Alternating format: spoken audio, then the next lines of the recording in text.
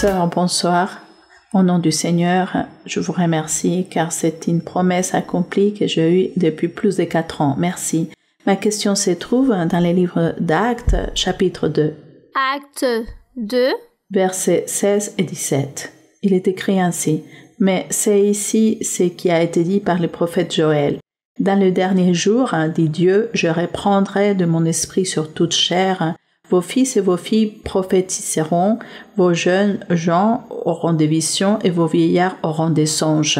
Ma question, c'est, sœur, comment nous, dans des moments difficiles, on nous a appris que le Seigneur se manifeste à travers des songes, à travers lesquels il nous fait des révélations pour édifier l'Église ou nous édifier à nous, ou nous annoncer des bénédictions que nous allons recevoir ou des bénédictions pour nos frères de l'Assemblée.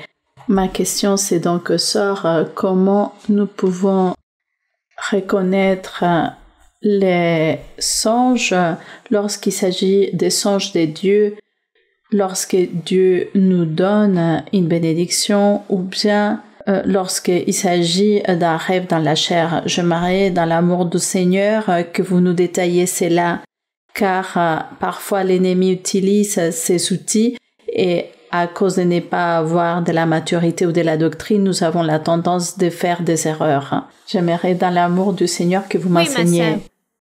Eh bien, comme vous le dites vous-même, souvent l'ignorance ou le manque de maturité font beaucoup d'erreurs.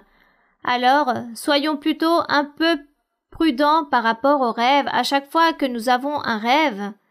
Comme il est difficile de discerner le rêve, car il faut avoir le don de discernement pour distinguer si ces rêves, il s'agit de révélation de Dieu ou il s'agit d'un rêve qui provient de mon cœur, de ma chair, de mes émotions, ou c'est un rêve que le diable m'a établi pour tourmenter ma vie spirituelle. Comme nous n'arrivons pas à discerner, à faire la différence à ce sujet, alors que pouvons-nous faire? Lorsque vous avez un rêve et que dans le rêve vous voyez qu'il y a une maladie, qu'il y a une catastrophe, un accident, alors priez Dieu et demandez à Dieu qu'il vous garde, qu'il vous protège de ce que vous avez rêvé, car vous n'avez pas aimé ce rêve. Et dites, Seigneur, garde-moi de toutes ces choses, protège-moi, ne permets pas que toutes ces choses se produisent.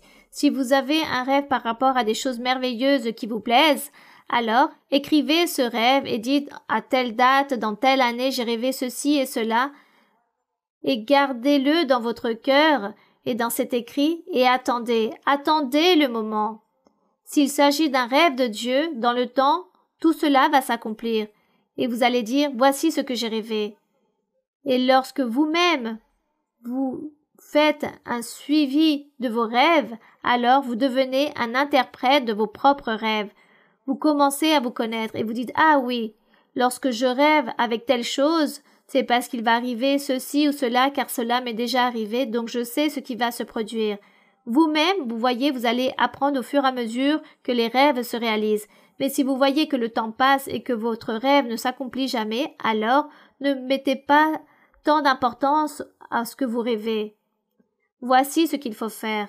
Chacun d'entre nous, nous devenons interprètes de nos propres rêves, mais si vous voulez que Dieu vous oriente à travers des rêves, alors vous devez aussi gagner Dieu, la volonté de Dieu avec votre vie, avec votre témoignage, avec votre bonne façon de vivre.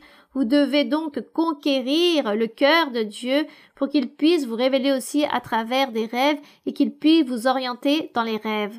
Car Dieu aussi a orienté ou continue à orienter beaucoup de personnes dans les rêves.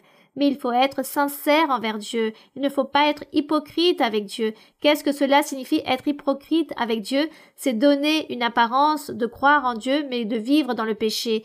Je suis en train de réaliser le péché. Cela, c'est être hypocrite devant Dieu. Alors soyez sincères et vous allez voir de quelle façon Dieu va vous orienter à travers des rêves. Ne vous inquiétez pas. Écrivez les rêves et attendez le moment, et lorsqu'ils s'accompliront, alors vous allez interpréter vos rêves et vous allez aussi comprendre lorsque Dieu vous révèle ou non dans des rêves. Donc, ne vous inquiétez pas pour cela.